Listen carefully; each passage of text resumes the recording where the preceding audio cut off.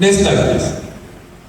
So I have a preamble. We'll talk about the potential of the AfCFTA. I'll focus on Africa, but I'll talk about export in general. But my mandate is on Africa under the African Continental Free Trade Agreement. Then I'll talk about the processes involved, how to go about promoting your product, the programs that the National Coordinating Office of AfCFTA, together with AfCFTA Secretariat in Ghana and AfCFTA, have put together to support this initiative. The program involved, and how to overcome it, then how do you prepare? And I'll make a lot of emphasis on preparation, because at the point of preparation, a number of things can be prevented ahead of time. At the point of preparation, one of the biggest challenges of export, not just in Nigeria actually, in many parts of the world, is the issue of export readiness. Can we say it together? Can we say it together? That's one of the biggest challenges of export readiness. Let me tell you what export readiness does. When you have not mastered export readiness, in the course of the business, you might find yourself encountering issues that shows that there is a challenge with readiness. Now, I'm sorry, sir. I'm very sorry. I will use your case as an example, not to spite you, please, but just to, yes, as a learning point. Yes, thank you very much. So sorry about that. Now, export readiness. Let me give you an example. So, at the point of at the commencement of the transaction, there are a lot of issues that if you can anticipate, it will have prevented from happening. And I'll use two examples that I mentioned. The first is the issue of hibiscus. Some years ago, hibiscus was banned in Mexico. Export Nigeria to Mexico, which is a major market, was banned. And the reason is because they found pest inside the product at the destination market. For Nigeria, because of one person, they banned the whole of Nigeria. So the people in Mexico, it was during Mr. Shekawolowo, and they have to come and work with Nigeria to set up a process to ensure the product going there is now foolproof. Now, what has now happened, knowing us for who we are as Nigeria, the people that work with the government when that was set up are the one preventing him now. And that's not me. What they should have done is to train him on what they've been trained to do to ensure that he's able to do it, not to now corner it among yourself, which is bad. But fortunately, NDPC is not regulated. They will be able to stop them. Do you understand? So it's not an easy issue. My recommendation would be there are other market for your business, by the way. There are other market for your business. So since you're already an exporter, you already know what to do. It will be painful, but you might have to just look for other market for your business plan. That would be my recommendation. On the second issue of payment, the presenter was right about the fact that there are options that you will have explored that will prevent you from experiencing that. Let me give you an example. If I'm exporting to a new market for the first time, a market I'm exporting for the first time, and I'm not getting a payment method that secure me, I will not ship if I don't have a representative in that country. I won't ship. Now, even though we're using that issue as a lesson, the lesson here is that if you must ship to a new export market, the question I ask myself is, if I lose this money, will my business die? If it will die, I will ship. If I can't get a payment method that secure me, you need to learn about some trade finance instruments. A very popular one is letter of credit, but there are other ones. There's guarantee, demand guarantee, there's standard letter of credit, there are other ones. But the common one is letter of credit. A letter of credit will ensure that the bank can secure you, rather than you relying on the integrity of the buyer. Now, if I will rely on the integrity of the buyer, if I must ship, the buyer will not get my shipping document. My shipping document will go to my representative, who will clear the bullet to a warehouse where the buyer will come and pay and pick it up. If he will not come and pay and pick it up, my representative will get someone else to pick it up. Does that make sense? Yes. Now, having an understanding of this risk ahead will make you to ensure that you should not go into an export market where you don't have a representative. I've shipped to China, I've done business in China, I've done business in UAE, I've done business in UK, I've done in Canada and in the US. In every location, I must have a representative. And typically I find Nigerians in that case. That means they'll make money in the process. Sometimes they make money more than me, and I'm okay with it. Because when they are happy, I will be happy. When they are happy, I'll be happy. So having a representative is extremely important for successful and sustainable export business. I emphasize that because of the issue of preparation, export readiness. Because at the point of preparation, there's something that should be obvious to you already that will make you to prevent this kind of issue from happening. And the last one is the profit. Let's start. Move on. Now, so AfCFTA is an agreement. It's an agreement signed among the African countries. And the goal of this agreement is to ensure that Africa trade together. Look at this data. Think about this. What's African population? Over 1 billion, about 1.4 billion. What's EU population? Less than half, specifically less than 500 million. If you remove Brexit, probably about 400 million. Because UK is about 70. Now, EU trade in the world is about 33%. And by the way, global trade is about 33 trillion. Trade in goods is about 24 trillion, 25 trillion trade in goods. So that means if you do 30%, that's about 1/3. That means about 8 trillion is done by which country? EU alone. Are we together? Guess the volume of trade done by Africa. Anything guess? You don't have anything to lose, just guess. Yes, sir. 3%. That would have been lovely, but it's lower than that. But very close to that. About 2 to 2.5% of global trade. What's African population? What's EU population? About, you see that 8 trillion of EU, about 70% is within EU. But in Africa, only about 12, 13, 14% within Africa. Even though we have higher population, we can trade among ourselves and do more, but we do more trade with other people. But if you trade among themselves using the EU agreement, now I'm trying to emphasize how important this agreement is. Why we need AfCFTA. Because we have the population, we can trade among ourselves and fix all the issues and increase, reduce inequality and increase wealth and opportunity on the African continent. So that's what the agreement is about. Is to establish a free trade area, common national tariff, gradually move on, obstacle to trade and right of residence. Move on, please. So if you look at this is just talking about the progression of free trade agreement, of what is called economic integration to the economics. So you have the free trade agreement, then you can move on to custom union, then you can move on to common market economic union. So in West Africa, we currently have West Africa Economic Union. So the common market, not economic union. Common market. That's why I can take my green passport and fly to Ghana without visa. That's why I can ship to Ghana and there will be duty payment for my goods. Why? Because we have an agreement within West Africa, and we're trying to extend that beyond West Africa to other African countries. Now, move on, next slide please. The agreement it used to have about 6 protocols.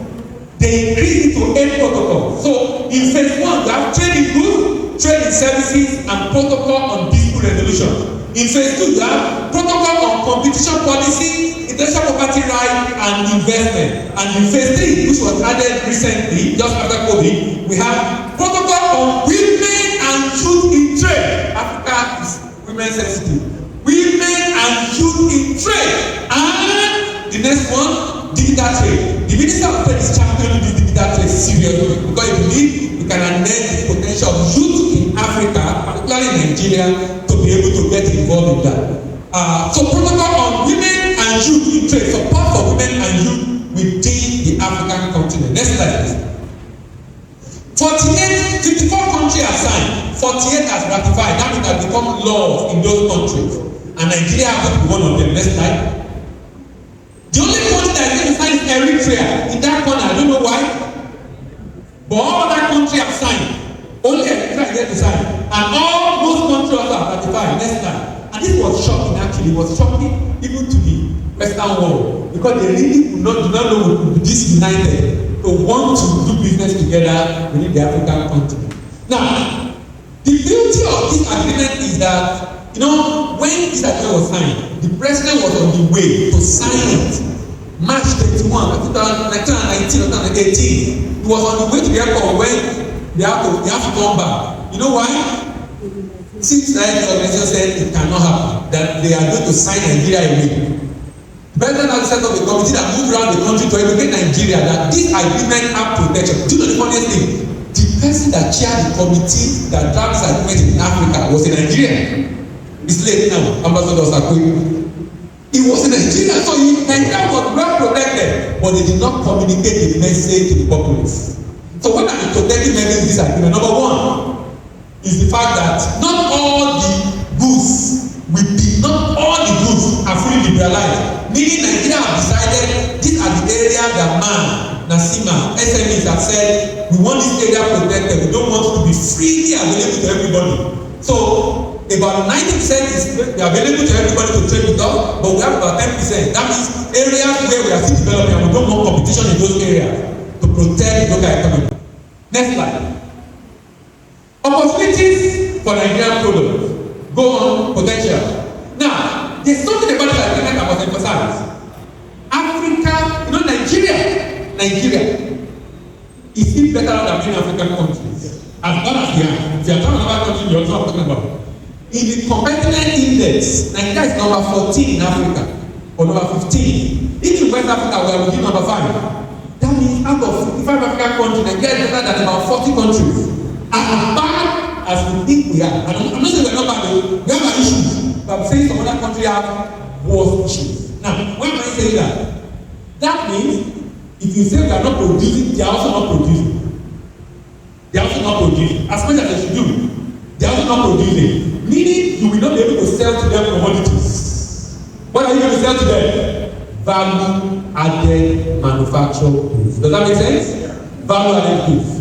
And if you go and check the data of what's living in Nigeria right now, it's most of the time going to Africa is mostly value added. And by the way, the person that said when we never talk about the that export is more than import.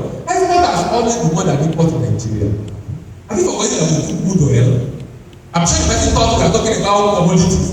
What's the name? I don't know now. Non-oil is just, as I told the NBC last year was about 5.4 billion. But Nigeria was about 70 billion. What happened to the other? Oil and gas. So export has always been more than import. Only that the export is likely dependent on what? Oil. So now that the price has come down, it's a challenge, right? Budget benchmark for crude oil for budget was 75. Crude oil now is about 60 or even below 60 per barrel. So that's a challenge already. But we are always exporting crude, either by stealing to export or by official export. By exporting anyway. You know, the interesting thing about data is, even though sometimes when government quote the data of what we exported, the global data shows that we exported more. Yes, now, because if you don't record in Nigeria, the country is even record it. And we record it from Nigeria, so we will see. So when NBS gives the data, it's always lower than what WTO release or other agencies around the world. Why? Because there are a lot of, like the former speaker said, under the table, informal export, under the table export. Now, what am I saying is, look at this. These are Nigerian exports to Africa. You will not go to different part of the world. You might not see very well, but let me see if I can show you. You see Agri. You see this long one, that's Asia. You see Agri. You see this one, that's Europe. Now, this is something right? Can you see? I don't think it's something right. But still manufacture good. Where do you think this going to? Africa. Now, what this is telling you is that majority of Nigerian manufactured goods go to where? Why? Because we're better off than other African countries. We're better off than other African countries. So we should make a lot of feeding goods to African countries. So that means if you are going to do well under AfCFTA, you are not going to focus on commodities, you are going to focus on indomie, malt, CO2, fertilizer. Now, you notice all those things I mentioned. You don't need to produce them. I'm an exporter. Should I tell you what I export? Should I tell you? Blue, Italian, blue, sponge. Yes, sponge. Only local and Europe. Sponge. They want to use to buy it. They want to use it to buy it. I don't think they are about to use it to buy it. Then of course, indomie.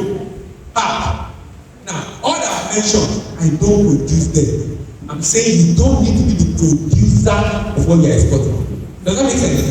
You don't need to be the producer. In fact, you are helping the SMEs when you buy from them for export. And some of them produce for you in your brand. That is, I can create my brand. So I don't need to be the one your opinion, if you have the money, don't set up a factory, buy it to sell. When you create the market, then set up a factory. That might have to easily give you money sell because you have a market to sell. So manufacture good, feed good. Next slide, please. Now, during COVID, if you are looking for manufacturing to export, this is how you want to focus on. During COVID, look at what happened during COVID. During COVID, the casualties, tourism, aviation, automobile, construction, real estate, manufacturing. You see the people that are running COVID, medical supply, food processors, personal care products like cosmetics, ICT, e-commerce, agriculture. Do you know why these people won? Can you remember why they won? When I mean they won, they are the one that there is still demand for them in spite of the fact that we're all in the house. Do you know why? We need them for survival. If you say that you must stop, then go job. You must eat. So all the things we need daily for survival as a human are the things we should focus on when we are exporting in Africa. Do you know why? Do you know why? If you check the majority of African countries, they are either lower middle or low income economy. Low income economy, average person earn less than $1,000 per annum. Lower middle between $1,000 and about $4,000 per annum. Upper middle between $4,000 and $12,000 per annum. More than $12,000 per annum is high income economy. But most countries in Africa are either lower middle and what? Low income. And with the high level of inflation, the disposable income of the population has been eroded. So what do they buy? What they need for survival. So if you are going to sell in Africa, please focus on these items. Those are the things that will try more because that is what people are buying because they need to survive. Next slide, please. Watch out for the next part of this training on our YouTube channels, Voice of African Trade or Global Trade College. Watch out for the next part of this training on our YouTube channels, Voice of African Trade or Global Trade College.